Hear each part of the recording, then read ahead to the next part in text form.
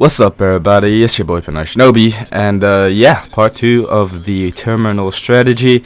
As you can see, I'm not moving again because I'm still trying to fix my damn audio. Because if you didn't see the last part, I'll post an annotation on the screen so you can see that first, and then come back here. Basically, my sound wasn't working. My game sound, my chat was working fine. This is on the Xbox because PlayStation doesn't have this map yet, unfortunately. So I don't have game sound, and I can't tell when like these dogs are coming and stuff like that. So you know how usually when the dogs come, you can hear them barking and stuff. So you can kind of get ready for them, get ready to shoot near the ground because they're so small. Yeah, I can't do that because I have no game sound. So I kind of have to just guess when they come, and just get ready and shoot them because yeah. So Terminal, it's a great map, definitely. You know, I heard T-Mart talk about this in one of his videos when he talked about Nuketown 2025, which is coming back in Black Ops 2. But he basically said how, you know, how it's great when the maps come back like Terminal and stuff, and it's amazing for like the first, I don't know, 10 minutes or a few games, because it's like, wow, you know, I used to love this map and now I'm playing it again. But after that, you know, after that first initial, you know, wow, I love this map, I used to play it so much, after that has subsided, you know, it's like, oh well, I've played this map so many times and they've made no differences to the map, so it's might as well just go play Modern Warfare 2 if I want to go play this map, because it's the same thing. And I kind of see what he's talking about. And basically in Black Ops 2, they're going to bring back Nuketown as a new map, but apparently it's not going to be exactly the same as it was in Black Ops. It'll be basically based in the future, so there'll be a few differences between the new Nuketown and the old Nuketown, which will kind of keep it fresh. You know, it won't be the same exact map, but it will be very, very similar. So in a way, it will be really good and it will be fresh, but you'll still have that nostalgic feeling of the old Nuketown. So you know, it'll be kind of interesting how that would feel as a map. You know, they did the same thing with Hazard and one of the maps from World at War, but I never played World at War, so I don't know what map that was, or you know, how that feeling is. But I think that'd be pretty cool, bringing back I'm stuttering, I just woke up, so you know, my bad. It'd be pretty cool if they brought back an old map but with like new features, or like in the future or something like that. So I don't know, we'll have to wait and see.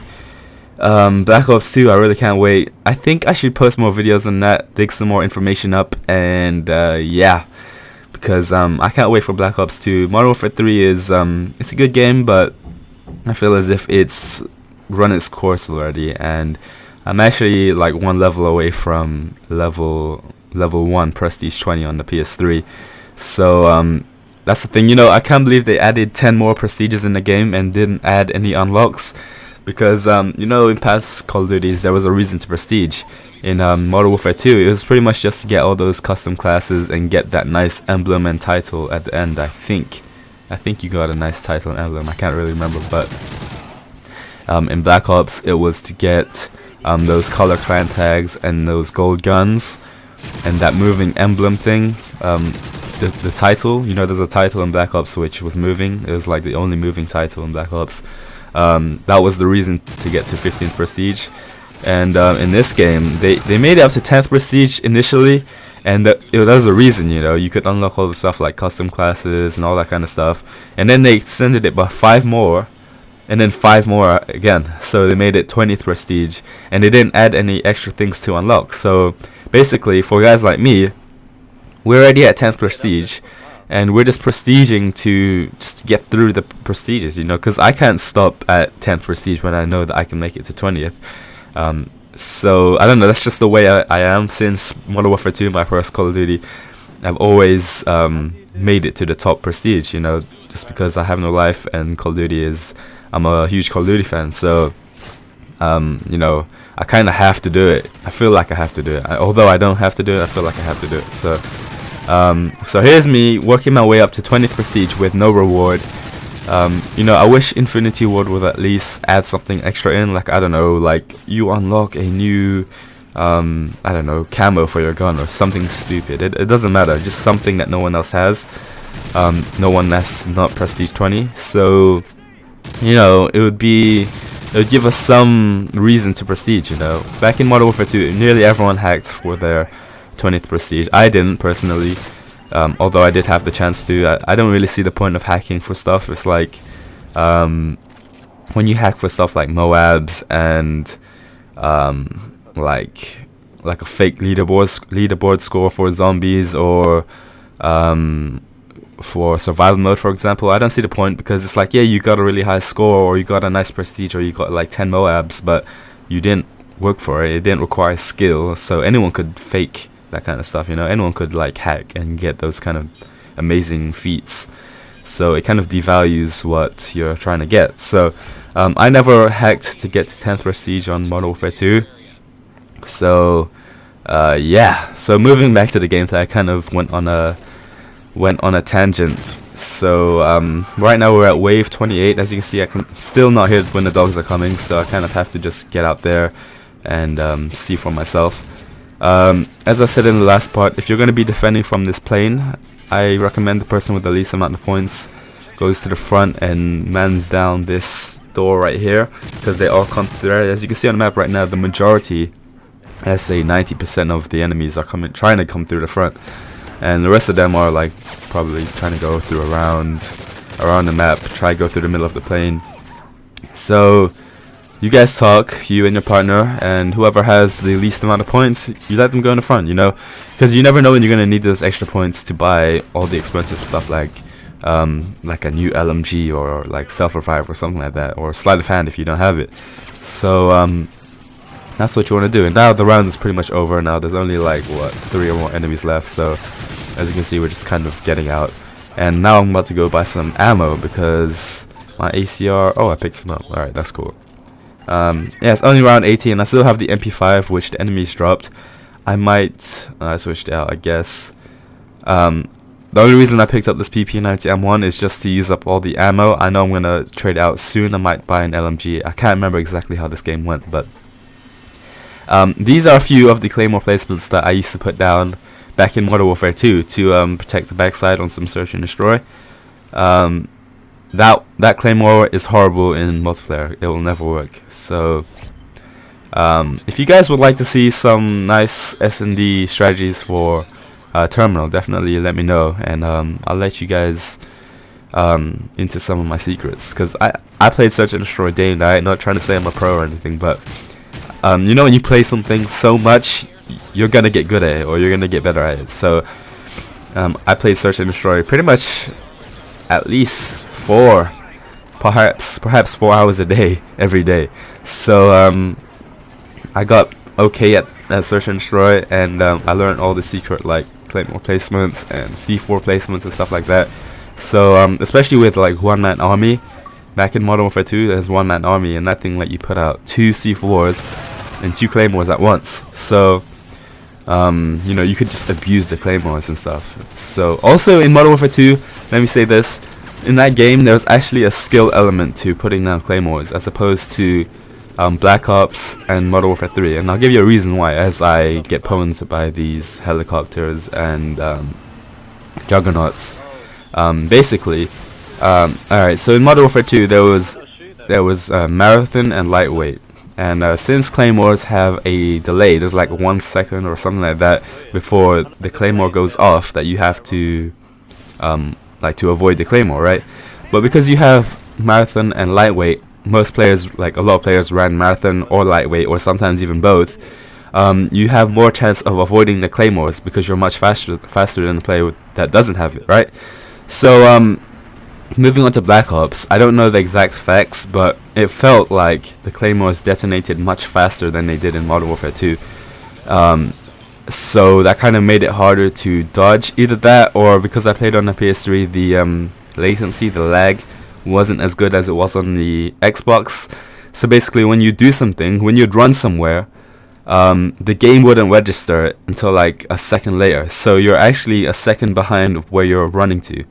So even though you've already ran past the claymore, you could still die, because in reality you're actually behind the claymore still, if that makes any sense.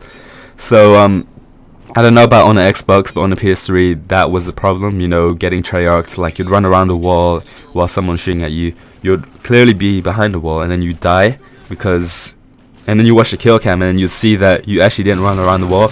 Yeah, that kind of thing happened a lot on the PS3. I don't know about on the Xbox. I do have Black Ops on the Xbox, but I didn't play it as much as I did on the PS3 because I am a PS3 guy. So that's why Claymores were much better in Black Ops than Modern Warfare 2. And now back in Modern Warfare 3, the Claymores are exactly the same as they were in Modern Warfare 2, but there's no unlimited sprint marathon, and there's no lightweight. So you're much slower running as a person who played Modern Warfare 2. So basically, if you took a player who had marathon and lightweight from Modern Warfare 2, slapped them onto Modern Warfare 3 multiplayer, they would run. Oh, sorry about that. They would run laps around the players because they're so fast compared to the players in Modern Warfare 3. I made a video on this on why Modern Warfare 3 is more camp. It's like it. If you're a camper, you'll have a better time in Modern Warfare 3 than Modern Warfare 2, in my opinion, because of the things like getting rid of Marathon Pro, getting rid of lightweight and stuff like that. So that's why back in Modern Warfare 2, putting down claymores had more skill. You had to put it down next to doors and angle it the right way so that it would definitely get the kill. Because if you didn't angle it the right way, people with marathon light would just sprint past your claymore like it wasn't even there in the first place. But in Black Ops and in Modern Warfare 3, it's not like that. So that was my rant on claymores. I hope you guys followed. If you guys never played Black Ops or you never played Modern Warfare 2, you're probably scratching your head right now thinking, what the hell is he talking about? And yeah, I'm sorry, you're probably just enjoying the gameplay right now, ignoring what I'm talking about. But yeah, so as you can see right now, I have enough ammo for the PP90M1. I think I bought ammo. And yeah, it's almost the end of Wave 21. We survived that last Juggernaut round, which was a pain in the ass. When you do get a Juggernaut round, there will be helicopters in the sky, just know that. And if you can, try and kill them in the airplane before you run your loop around the map, because while you're trying to run around the map to avoid the enemies, those helicopters in the sky will be shooting at you. So unless you have enough space from your enemies to be able to stop and shoot down the helicopters, it's gonna be a pain in the ass while you're running from dogs and stuff, and then these two helicopters are shooting at you from the sky. So as you can see right there, I trade out the PP90M1 for an LMG, and the LMGs, they're great. Obviously, they have a large mag size, and they're amazing for taking out air support because you don't have to reload so often, and you can just empty a whole clip into the helicopter, and they're pretty much guaranteed to take it out. So as you can see, me and Volatile switched. He's now watching the front, and I'm now watching the back. Well, the middle, actually. So, yeah. People ask me what guns do I like in survival mode. For me, I love the ACR. I always use the ACR. Simply because it's... I always use the ACR in multiplayer as well. Call me a noob if you must. But the ACR is it's a great gun, It has pretty low recoil. If you burst fire it, it's pretty good. And yeah, I don't know, the damage seems to be still pretty powerful in the later rounds, like wave 30s, wave 40s, wave 50s. So that's why I love the ACR. It's very easy to use. And people complain on multiplayer about using certain guns and stuff, but in my opinion, you should be able to use any gun you want to use. And just because it's easier to use than other guns, it doesn't make you a noob. It's like, you guys know the saying, don't hate the player, hate the game. I think that saying applies to Modern Warfare 3 or any Call of Duty more than other things. It's like, hate the game, don't hate the player. So don't hate the player, don't hate the player, hate the game. I'm getting it all mixed up, but basically the player is just playing the game. He's just using the guns that Infinity Ward has given him. If you're gonna hate on something, hate on Infinity Ward for putting these great guns in the game, or hate on Infinity Ward for putting death streaks and stuff like that in the game. It's not the player's fault for using them.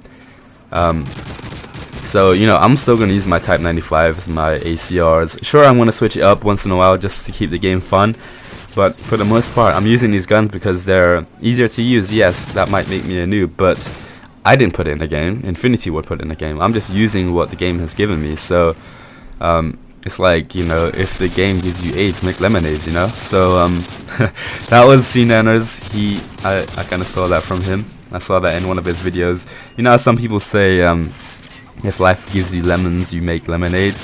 Well, he said, if life gives you AIDS, you make lemonades. I thought that was really funny. So yeah, I'm using it too. So as you can see, I'm still holding it down. I'm not watching the front. And the thing about this gun, the LSW L86, I think it's called, it has freaking high recoil. So you might want to slap on grip. And I think I do buy grip later on. So the recoil is really, really bad. So, you know, if you're going to shoot someone from mid to long range, good luck with that. And also the iron sights aren't the greatest for that kind of stuff. So the reason why I'm putting down these claymores is because I'm getting ready for the next Juggernaut round. And trying to do as much damage as I can to them before they make it into the airplane, you know. So right now I'm gonna go buy some ammo because I don't have any in my ACR, and it'd be pretty cool if you could put extended mags on the assault rifles, because I would definitely put extended mags on my ACR. And right there, as you can see, I trick out my L86 LSW. And now I'm going to put some fancy stuff on my ACR, which is completely unnecessary. You don't need any of this stuff. The grenade launcher and the shotgun attachment in this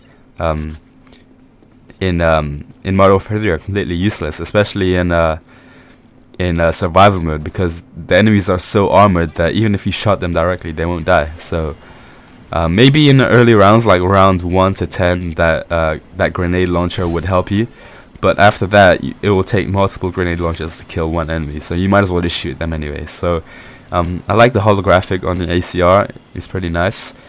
And yeah, I think Voltaire's just running loops around this guy. I decided to kill him and start the next round. So yeah. So as you can see, we're doing pretty well. I didn't take that much damage that round, 178 damage. And what am I gonna get? More claymores. Yep. Alright, so before the jug round starts, you want to be sure to have enough flash grenades. That's the first thing that you need, flash grenades. And you know, if you have claymores and stuff, that's also nice. Voltaire's still trying to get on top of the thing. I haven't had no success trying to get on top of the airplane, because every time I do it, I fail. So as you can see, it's a jug round. And the thing about jug rounds is, as you can see, I'm just putting down some quick claymores too. The thing about the claymores is they get rid of the dogs. So if you put down claymores on the entrances, because the dogs are like the first ones that try to attack you at the start of a jug round, it will kill the dogs. So as you can see, you'll see an explosion real soon. There you go. I think that was a dog. But yeah, so the jug rounds, right? They're pretty much every 4 rounds. So if you get one at wave 20, which we did, the next one is due to be at like wave 24. If not wave 24, definitely wave 25. So just keep that in mind, so you know when to put down your claymores and stuff. Juggernaut rounds are due every 4 rounds, or every 4 waves, I should say. This isn't zombies, but yeah. So with that knowledge, you can get ready for the Juggernauts and kind of just prepare and put down all those claymores. And as you can see, that Juggernaut just ran straight past my claymores. But yeah, basically when they're in, you want to call it out so your teammate can turn around and help you take him out. Also, another thing is, when you do call out the Juggernaut to your teammate and you guys are shooting at him, when you do flash the Juggernaut and they're all dazed, be sure to go for the headshots, because the headshots are what's going to kill the Juggernaut the fastest, obviously, because headshots do most damage. So you know, as opposed to shooting him in the leg or shooting him in the arm or in the body, go for the headshots, because you're trying to kill that Juggernaut ASAP, because they're the ones that are causing the threat. Once you kill the Juggernauts, the wave is so easy. You can just stay in there. The helicopters aren't a problem because they can't shoot at you while you're inside. So yeah, that's the end of part 2 of this terminal first attempt strategy. Hopefully you guys are enjoying it, and yeah, as always, this has been your boy Pinoy Shinobi. I'll talk to you guys later. Peace.